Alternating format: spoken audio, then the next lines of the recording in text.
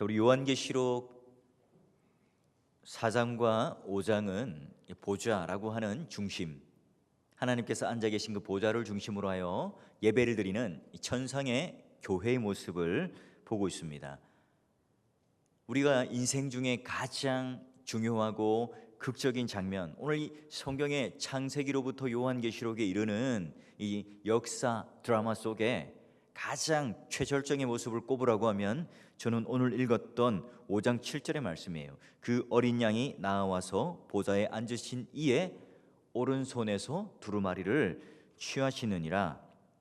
왜냐면요, 사자여 어린 양이신 예수 그리스도가 보좌로부터 새 언약을 받으셨을 때에 이제 그로 인해서 하나님께서 놀라운 그 역사의 분기점, 전환점을 이루어가기 때문이에요.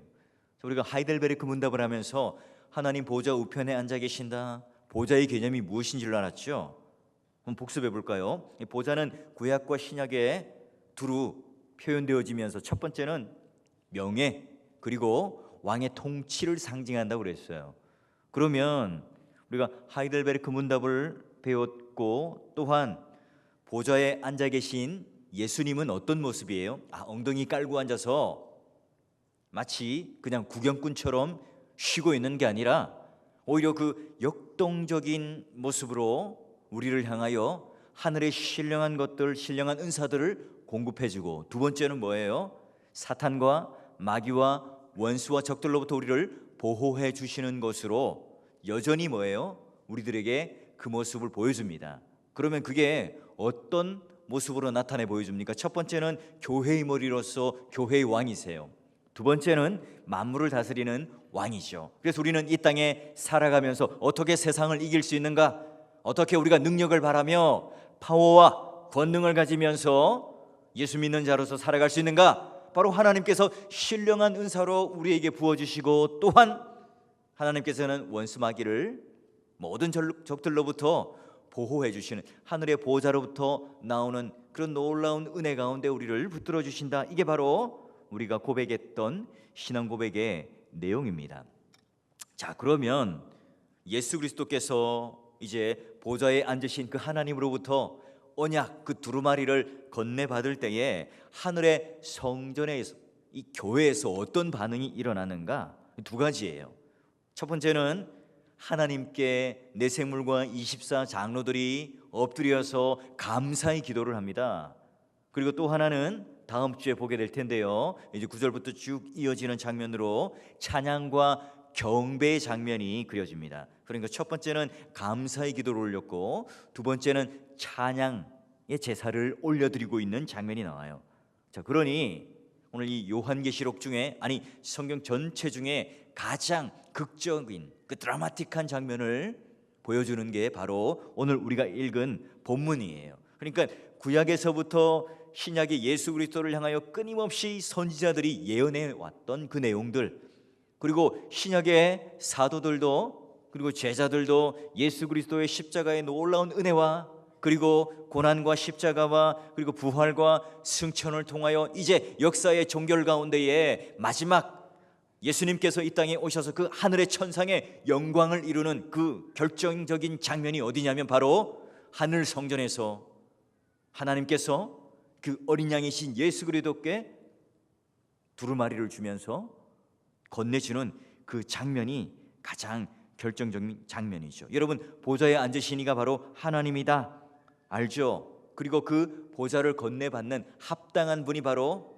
오래전 죽임당하신 예수 그리스도다.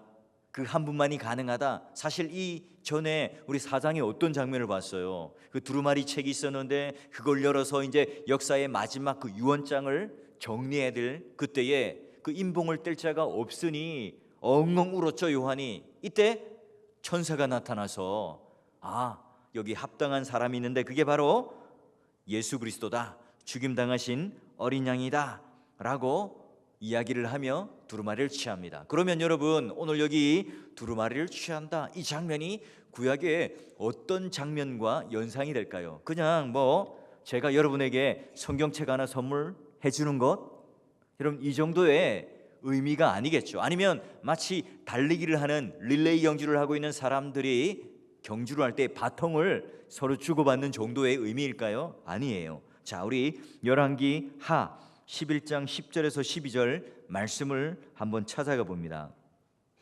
이제 굉장히 중요한 의미의 내용을 담고 있는데요.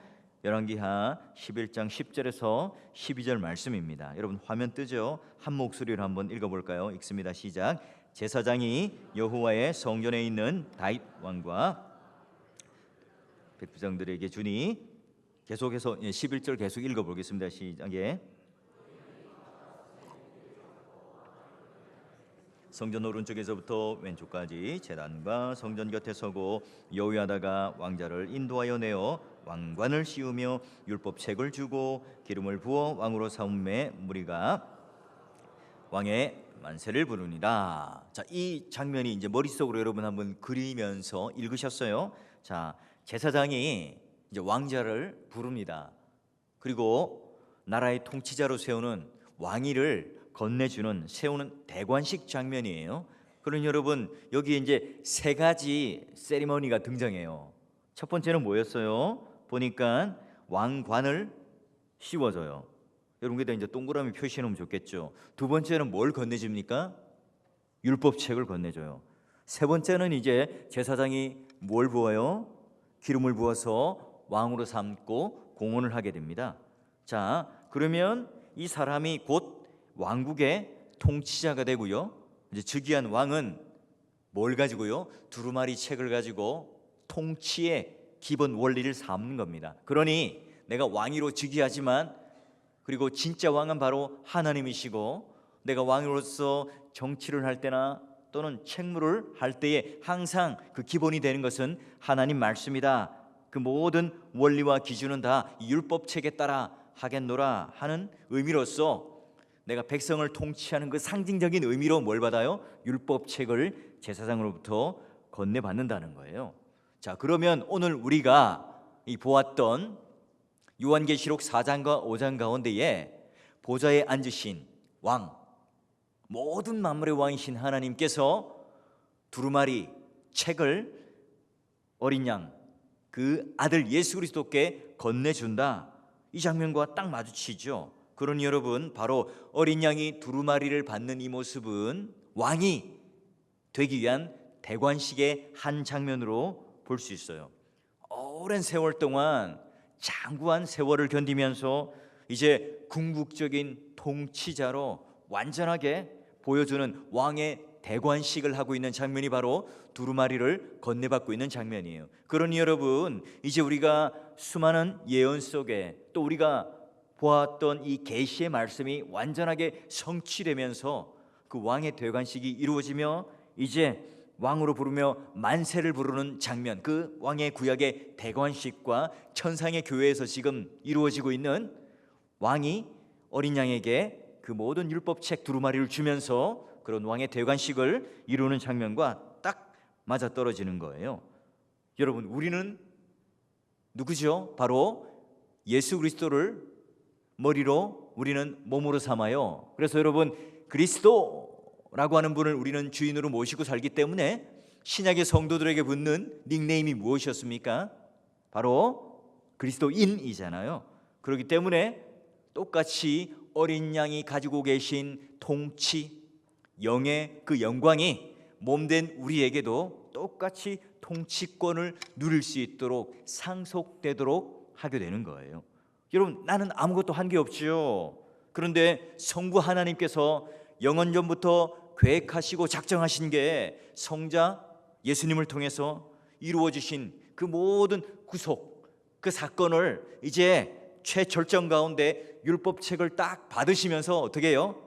모든 것들이 다 이제 왕으로서 통치자로서 마지막 심판자로서 오실 그 예수님을 향하여 사람들이 보고 인정할 수 있도록 건네주는 장면이에요. 여러분 그러니 이보다 더 감격스러운 장면이 있겠습니까?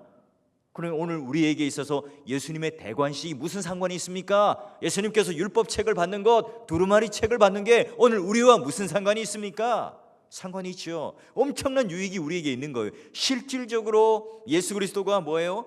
하나님 아버지의 왕권을 이어받는 상징적인 표시가 뭐예요? 두루마리를 받는 거니까 그로부터 예수님께서 이제 이 세상의 만물을 다스릴 자로 보좌 우편에 앉아 계시는 거예요. 그렇기 때문에 보좌 우편에 앉아 계신 데가 뭘 상징한다고요? 왕권 다스린다. 어떤 영역이요? 교회와 만물을 다스리는 그 영역을 나타내어 보여주시는 장면이에요. 여러분, 그러니 여러분, 성경이 얼마나 논리적으로, 그리고 요리문답이 얼마나 논리적으로 우리들에게 받아야 할 그 구원의 유익을 일러주고 있습니까? 그냥 관념적으로 하늘에서 하나님께서 그 아들 예수에게 율법책을 주었다, 끝, 이게 아니에요. 보좌에서 앉아서 오른손에 들린 그 두루마리를 어린 양에 건네주었다, 이거 자체가 엄청난 사건이요, 우리들에게는 엄청난 구원의 유익의 출발점이 되는 거예요. 그러니 여러분, 우리는 이 땅에 살아가지만 성도가 보기에 또는 세상 사람들이 보기에 우리의 겉모습이 아무것도 아닌 것 같지만, 그럼 우리는 놀라운 것들을 상속한 그리스도의 통치에 참여하는 자로서 그리스도인이라고 부르는 거예요. 그래서 여러분, 그리스도인이라고 불리는 것은 엄청나게, 크리스찬이라고 불리는 것은 엄청난 우리에게 특권이 있다는 거예요. 여러분, 이 사실이 오늘 우리가 예수를 믿는 놀라운 한 부분인 거죠. 자, 이어서 그러면 어린 양 주위로 어떤 일이 벌어지는가? 5장 8절, 요한계시록 우리 5장 8절을 한번 가서 또 머릿속으로 한번 그려보세요. 한번 읽어보도록 합니다. 읽습니다. 시작. 그 두루마리를 취하심에 내 생물과 24장로들이 엎드려 각각 검은고와 향이 가득한 금 대접을 가졌으니 이 향은 성도의 기도들이라. 아멘. 자, 내 생물 천사들 그리고 24장로들은 왕같은 제사장들, 언약의 백성들, 자, 이게 각기 무엇을 가졌다고 그래요? 금 대접을 가졌는데 거기에서 향이 피어오르더라. 요한은요, 향이 담긴 이 금 대접, 이 향기를 정확하게 해석을 하고 있는데요, 뭐라고 해석을 하죠? 이 향은 성도의 뭐라고요? 기도들이라. 이것도 여러분, 구약의 어떤 한 장면에 이게 딱 떠오르는 그 그림이 있죠. 여러분, 성막 혹은 성전을 공부해 보신 적이 있습니까? 우리가 첫 번째 방 안에, 성소 안에 향 제단이 있는 게 여러분 아실 거예요. 여러분, 이렇게 딱 그 향 피워서 이렇게 제단을 가지고 들고 들어가는데요, 이 대제사장이 성전의 두 번째 방 하나님 보좌가 있는 지성소 그 들어갈 때에 향단의 연기를 가지고 들어가게 되죠. 그러니 성막 혹은 성전에서 아침 저녁으로 드리는 제사 때 항상 피워 올리는 그 향을 뭐로 형상화해요? 상징합니까? 신약의 기도로 상징하고 형상화해요. 그래서 여러분, 구약에도 시편 141편 2절에도 보면 나의 기도가 주의 앞에 분향함과 같이 되며 나의 손드는 것이 저녁 제사같이 되게 하소서. 성전과 성막 안에서 드렸던 그 기도의 내용을 이야기하고요, 누가복음에도 마찬가지예요. 1장 10절에 보면 모든 백성은 그 분향하는 시간에 밖에서 기도하더니, 신약의 시대는 아직 성전이 존재했고 또 예수께서 오셔서 그게 말하자면 두 문화가 이렇게 아직 공존하고 있는 때였잖아요. 자, 그러니 바로 오늘 백성이 기도한다, 성전에서 분향한다, 이걸 함께 기도한다라고 하는 그림으로 보고 있는 겁니다. 그러니까 여러분, 우리가 지금 금요 기도회에 와서 또는 새벽 기도에 가서 기도를 하면 어떻게 돼요? 오늘 24장로 하늘의 내 생물들이 이 우리의 기도를 금 대접에다 담아서 하나님께 올려 드리는 거예요. 그리고 더 가까이 있는 예수 그리스도께서 우리를 위하여 중보하시고 간구해 주시는 제사장으로 또한 계시는 거예요. 그러니 여러분, 오늘 우리가 이 기도의 시간에 하나님께 드리는 이 모든 기도는 어디에다가요? 금 대접 가운데 쌓여, 그리고 그것이 하나님 앞에 향기로 드려지는 것으로 오늘 우리들에게 일러주고 있어요. 그러니 여러분, 이 구약의 성도들에 비하면 희생제물을 드려야 했고 그 희생제물을 통해서 성도들이 기도를 했다면, 신약의 성도들은 바로 희생제사 없이 하나님 보좌에 우리의 기도가 올라가죠. 왜 그래요? 바로 예수 그리스도께서 단번에 우리 영원한 제물이 되셨고 희생제물이 되셨기 때문에 이제는 우리가 바로 성도의 기도는 희생제물 없이 이렇게 교회에 와서 아니면 길을 걷다가 아니면 잠자기 직전에 우리는 모두가 다 하나님 앞에 그 보좌 앞에 올릴 수 있는 기도를 할 수 있는 거예요. 자, 그러면 우리는 왜 이런 기도를 드리며 감사의 향연을 할까요? 자, 오늘 교회가 매주일 하늘 성전으로 들어가는 하나의 모형적 그림이 뭡니까? 지금 오늘 우리가 4장과 5장에서 보고 있는 경배를 드리고 찬양을 드리는 이 장면을 매주마다 우리가 경험하고 맛보고 있어요. 그게 뭡니까? 바로 주일마다 드리는 예배예요. 그 예배를 통해서 우리는 매주일 하늘의 성전으로 들어가는 그 놀라운 은혜를 맛보죠. 그래서 우리는 성전에서 마땅히 감사로 향연의 기도를 올려드려요. 왜냐하면 중보자이신 예수 그리스도께서 우리의 희생 제사 제물이 되셔서 단 한 번의 영원한 제사를 통해서 우리에게 뭘 보여주셔요? 바로 하나님께 기도를 올릴 수 있도록 그분의 공로를 통해서 하나님께 나아갈 수 있도록 해주신 거예요. 자, 그러면 보좌에 앉으신 그분이 그 책을 펴고 그 인을 떼기에 합당하신 분이다. 우리가 그러면 그 부분을 이제 우리가 알고 있다면, 그러면 보좌에 앉아 계신 그분께서 원수를 파멸시키고 우리를 새 언약의 백성 삼으셨기 때문에 그분이 바로 유다의 지파의 사자요 죽임을 당하신 어린 양이다, 중보자이다 라고 하는 것을 우리가 깨달을 때에 어떻게 해요? 당연히 감사로서 그 향연의 기도를 드리는 게 오늘 여기 아주 자연스러운 논리적인 귀결이겠죠. 사랑하는 동역자 여러분, 그래서요 오늘 이 천상에 있는 이 그림의 예배의 모습, 경배의 모습이 바로 오늘날 우리들이 지금 이 교회 안에서 이루어지는 맛보는 놀라운 하나의 그림이라는 거예요. 자, 그러면 예수 그리스도께서 왕 위에 오르자마자 이루어지는 일이 무엇인가? 오늘 우리가 쌓아놓았던 이 금대접 안에 쌓여있던 이 기도들, 이것이 풀어지면서 어떻게 됩니까? 바로 하나님 앞에 들려지게 되고 응답되어지게 돼요. 자, 이게 요한계시록 곳곳에 등장하는데요, 우리 요한계시록 6장 9절 한번 넘겨봐요. 6장 9절 10절 한번 찾아가서 읽어보도록 합니다. 자, 우리의 기도가 이제 어떻게 곳곳에 이루어지는지 요한계시록 6장 9절 10절만 한번 봅니다. 함께 읽습니다. 시작. 다섯 인을 떼실 때에 내가 보니 말미암아 죽임을 당한 영혼들이 제단 아래에 있어 큰 소리로 불러 이르되 거룩하고 참되신 대주제여 땅에 거하는 자들을 심판하여 우리 피를 갚아주지 아니하시기를 어느 때까지 하시려 하나이까. 아멘. 자, 이 장면은 기도드리는 제단 아래에 있는 성도들의 모습을 그려내고 있어요. 하나님 말씀과 그리고 그들이 가진 증거로 말미암아 죽임당한 성도들, 역사 속에서 믿음을 지키겠노라, 그리고 목숨을 초계와 같이 버린 순교자들이죠. 여러분, 이 사람들은요 하나님 말씀과 그 증거를 가진 자들로서 한숨과 눈물로서 가슴이 찢기듯 괴로워하는 그 여정의 시간을 겪어낸 성도들이에요. 그런데도 아직 해결되지 않은 문제가 있는 것처럼 하나님 어느 때까지 하시려고 합니까?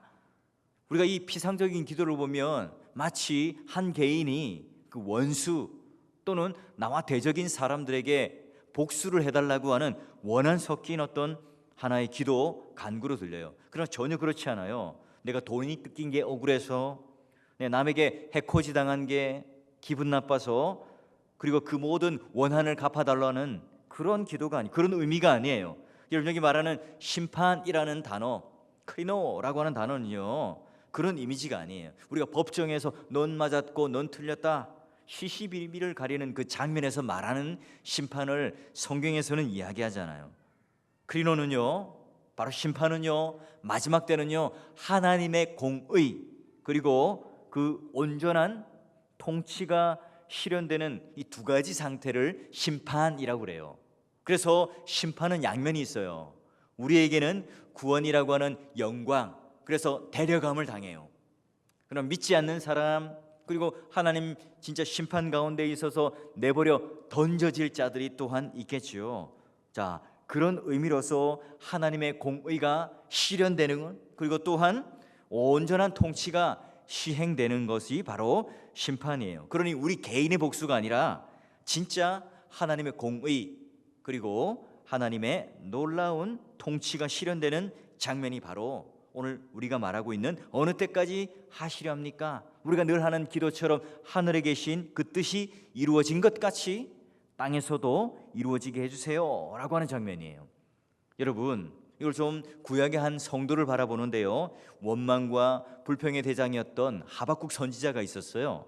그런데 그걸 찬양의 대장, 간증의 대장으로 바뀌죠.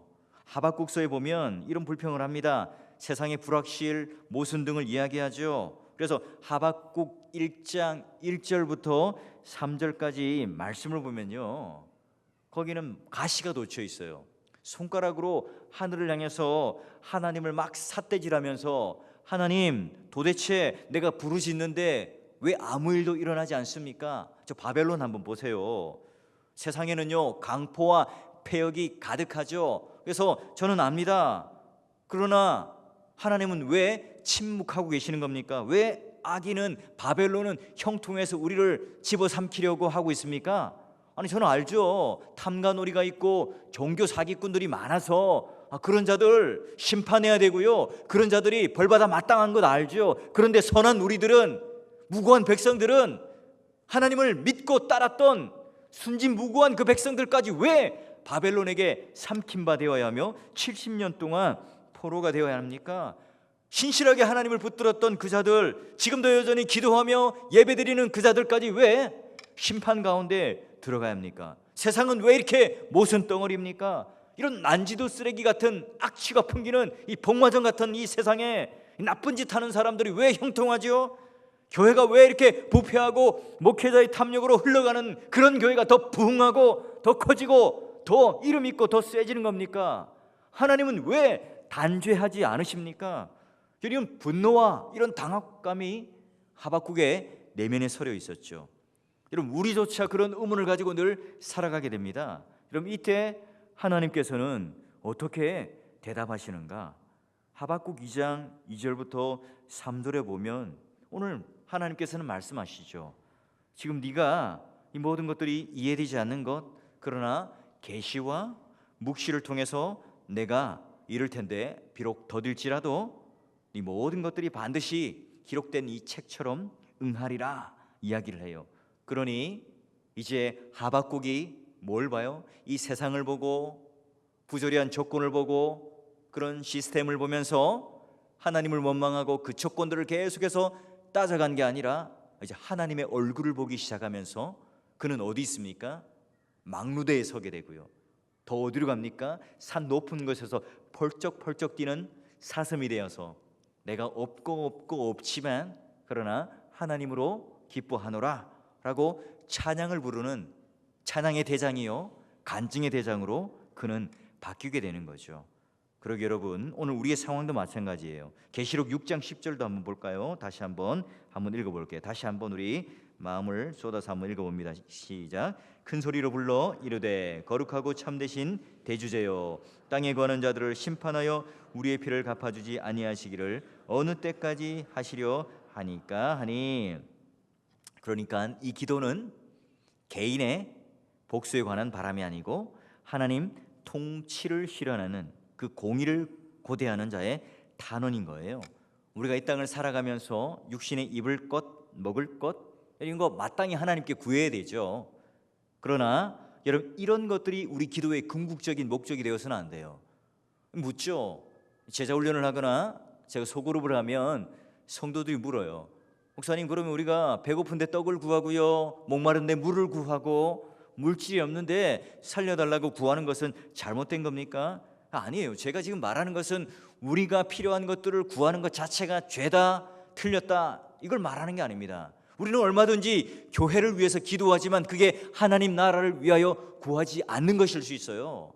우리는 얼마든지 세상에 있는 우리의 먹을 것, 우리의 필요한 것들을 구하지만 그게 하나님 나라와 의를 구하는 것일 수 있어요. 그게 뭡니까?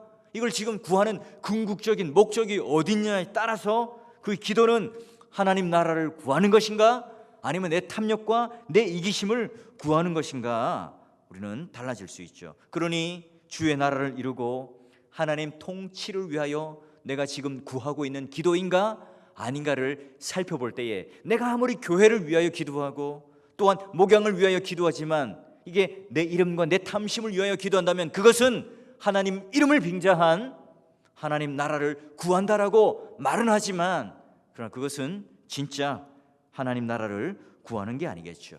지극히 내 욕심 또는 내 필요를 구하는 것일 거예요. 야국 강식, 적자 생존, 레드오션의 이런 싸늘한 자연주의 원칙만 남은 이 직장에서요, 상상을 시키는 일을 할 수밖에 없죠.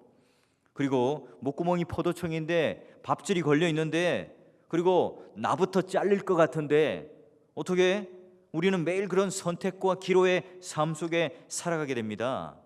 자식의 진로가 달려 있고요, 미래가 달려 있는데 우리가 선한 양심을 찾다간 뒤처지는 것 아닙니까? 또 우리는 이 세상을 살아가면서 그냥 차라리 목숨 끊어지면 나오는데 이런 지루한 싸움을 안 해도 될 텐데, 여러분 이런 것들이 우리를 가로막고 있습니까? 그러면 이 땅에 그런 아주 평범한 사람조차 그런 흔들리는 그 세상 속에 우리는 하나님 백성으로 어떻게 살아야 합니까? 우리 요한계시록 8장 3절 5절 볼까요? 요한계시록 8장 3절에서 5절 말씀을 한번 함께 읽어보도록 합니다. 함께 읽습니다. 시작. 또 다른 천사가 와서 제단 곁에 서서 금향료를 가지고 많은 향을 받으니 이는 모든 성도의 기도와 합하여 보좌 앞 금 제단에 드리고자 함이라. 향연이 성도의 기도와 함께 천사의 손으로부터 하나님 앞으로 올라가는지라.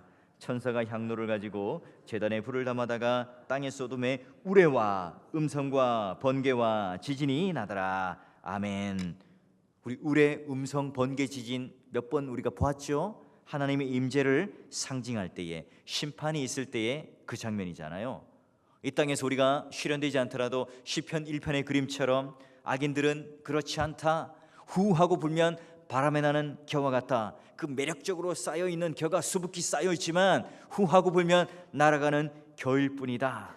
그리고 로마 감옥에 갇혀있던 사도 바울의 한 고백, 네로로부터 사형 판결을 받았지만 오늘 내일 하는 그 시간 속에, 그 절체절명의 위기 속에 있는데도요, 디모데후서 4장 8절에는 그는 이렇게 고백합니다. 이제 후로는 나를 위하여 의의 면류관이 예비되었으므로 주 곧 의로우신 재판장이 그날에 내게 주실 것이며 내게만 아니라 주의 나타나심을 사모하는 모든 자에게 도니라. 여러분 이런 멋진 표현, 면류관을, 의로운 재판장이 나의 면류관을 예비케 했다. 이런 멋진 표현을 이 상급론으로, 값싼 은혜의 논리로 갖다 붙이는 그런 사람들은요, 성경이 말하고 있는 이 구원에 대한 낭만조차 모르는 사람들이에요. 당시 네로는 신이었죠. 하나님의 아들이었습니다. 그 법정은 신의 법정이었습니다.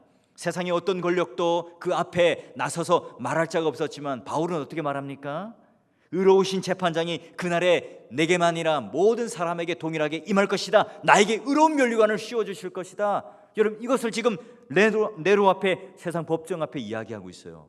로마의 권력자들 봐라, 너희들이 지금 나의 사형을 언도했지만 마지막 날에 아직 진짜 의로운 재판관이신 하나님의 심판이 남아있단다. 그분이 최종 판결을 할 거야 라고 그는 이야기를 하고 있어요. 여러분 우리는 이 땅에 살아가면서 끝없는 이 두 나라 간의 영역의 싸움을 경험하고 살아가겠죠. 그러기에 여러분 우리 교회는 바로 그러한 모습을 보여주는 나침판이요, 지도요, 또는 표지판이 되고 있는 거예요. 여러분 우리는 어떻게 세상을 향하여 그런 백성다운 모습을 보여주고 있죠? 제가 은혜의 방편 우리 세 가지 말씀과 성례와 기도라고 하는 것을 말씀드렸죠. 여러분 제가요 이 세상이 어떻게 진행되어지고 세상이 변화될 것에 대하여 설교 시간에 좌파에 대한 이야기, 우파에 대한 이야기를 뭐가 옳으냐 한들 변하겠습니까? 성도들만 싸우고 혼란스럽겠죠. 경제가 나라를 살린 것도 아니고 정치가 나라를 살리는 것도 아니겠죠. 오로지 보좌 우편에 앉아 계신 그분이 통치자요, 왕이시요 그분의 경륜과 섭리로서 그분 손 안에 있을 때에 오늘 우리 이 땅은 안전하게 될 것이며 우리 성도들은 흔들리지 않는 견고한 믿음 가운데 구원의 완성을 이뤄낼 수 있겠죠. 소돔과 고모라 멸하시기 앞서서 아브라함에게 알려주셨고 노아 홍수 이전에 노아를 통해서 경고해 주셨어요. 동일하게 믿음의 공동체를 통해서 역사의 비밀을 교회를 통해서 하나님께서는 알려주세요. 그리고 몸된 교회, 마치 오늘 이 땅에 살면서 알곡과 가라지와 좋은 고기와 나쁜 고기와 지혜로운 처녀와 지혜롭지 못한 처녀, 이 어찌 보면 섞여 있어서 잘 모르는 것 같지만 그러나 우리는 역시 이 땅에서 각계 전투를 하며 서로가 전우회로 동력자로 똘똘 뭉쳐서 응원군이 되어서 천송문에 이를 때까지 함께 가도록 그 영광을 맛보도록 하는 것이 바로 교회예요. 여러분, 그게 바로 사월교회고 여러분 역시 저와 함께 동력자로서 그 천성의 길을 걸어가면서 전투해야 하는, 그러기에 우리는 서로 위로받아야 할 자요 금대접 가운데에 기도로 쌓아가는 그런 진리를 위해 몸부림치며 살아가야 하는 자들이죠. 우리 대장 되신 예수 그리스도께서 지금 이제 두루마리를 건네받아서 왕위로 등극하시고 이제 하나님의 공의가 완전하게 시행될 겁니다. 그러기에 여러분, 오늘 우리가 70, 80, 90 평생을 살아오면서 이 기다림 속에서 이 땅을 살아가면서 우리는 늘 그 영적 장교로서 살아가며 하나님이 기뻐하시는 그 향기를 담아내는 그 기도가 있는 교회는 절대로 망하지 않겠죠. 하나님 주권의 뜻, 그 청사진,